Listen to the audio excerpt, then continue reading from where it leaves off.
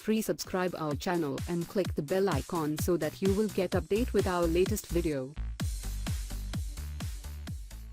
US defense and intelligence officials are growing increasingly puzzled why Kim Jong-un has not tested a ballistic missile in nearly 2 months. And for now, as President Donald Trump travels through Asia, it does not appear another missile test is imminent. Officials caution all of this could change at any time and Kim could resume aggressive weapons testing, but that would also pose the question as to why he resumed. One of biggest worries for the US military is that the North Korean regime might live up to its threat of conducting an atmospheric nuclear test. Officials point out the regime has a track record of following through on its threats on weapons testing. At the moment, US intelligence suggests North Korea's long-standing underground nuclear test site at Punggye-ri has been damaged by underground seismic activity and may be unusable in certain sections. If the regime turned to above-ground testing, officials say it raises the prospect of a test looking like a potential attack, especially if Kim conducts the test using a missile with a warhead. Trump delivers an number 39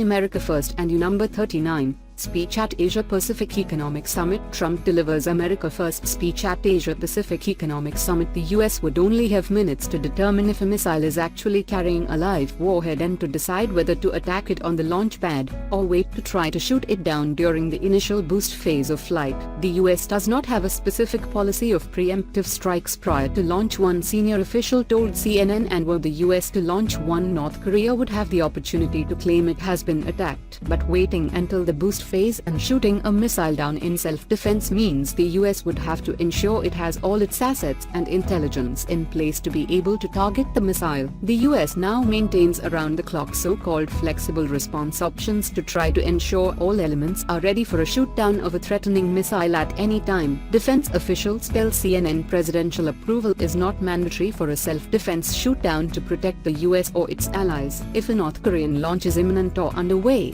top commanders in Asia and the Pacific, as well as the Pentagon and US Strategic Command, would quickly gather for a secure meeting via video or phone to assess if there is a threat to the US or allies and what, if any, actions should be taken. North Korea has fired 22 missiles without active warheads during 15 tests since February. US officials say North Korea is continuing to develop its missiles, rocket fuel and engines, as well as targeting and guidance systems, and the US believes it also may be able to put a miniaturized warhead on a missile sometime in 2018, giving it the theoretical capability to launch a missile with a warhead atop that could attack the US. But what has happened since the last known missile test in September is curious. Several US officials say their assessment is that Kim is feeling political pressure from China, with winter coming and reports of shortages of fuel supplies. One theory is Kim has not wanted to anger the Chinese leadership with a provocation, especially during Trump's visit to the region. However,